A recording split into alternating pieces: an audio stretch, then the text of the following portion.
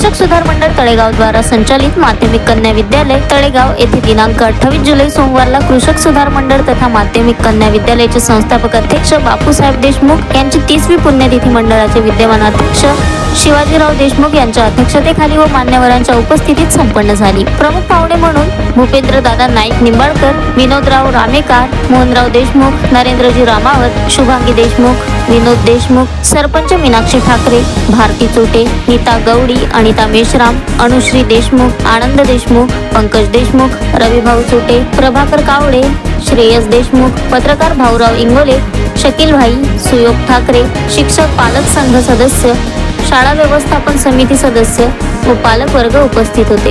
उपस्थित सर्व मान्यवरांना रोपटे देऊन त्यांचे स्वागत करण्यात आले। फोटोपूजेनंतर शिक्षण महर्षी बापूसाहेब देशमुख यांच्या जीवनपटाचे अनावरण करण्यात आले।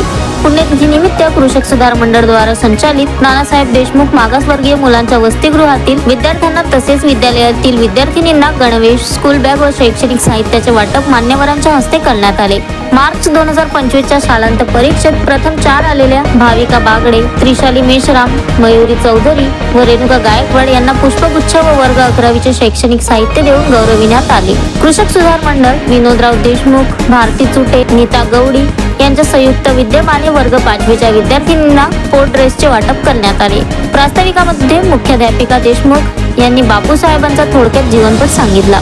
उपस्थित मान्यवर मोहनराव देशमुख, विनोद देशमुख, नरेंद्र रामावत यांनी या प्रसंगी विद्यार्थिनींना मार्गदर्शन केले। अध्यक्षीय भाषणात शिवाजीराव देशमुख यांनी बापूसाहेबांच्या स्मृतींना उजाळा दिला। मान्यवरांच्या हस्ते एक पेड माँ के नाम मोहिमेअंतर्गत वृक्षारोपण करण्यात आले। कार्यक्रमाचे संचालन मरस कोल्हे यांनी व आभार प्रदर्शन पांडे यांनी केले। श्री थोरात, सौ थोरात, वैष्णवी विरुळकर, मोहिनी देशमुख, पायल कराडकर, श्री पोट, श्री कावडे आणि सर्व विद्यार्थिनींच्या सहकार्याने कार्यक्रम यशस्वीपणे पार पडला।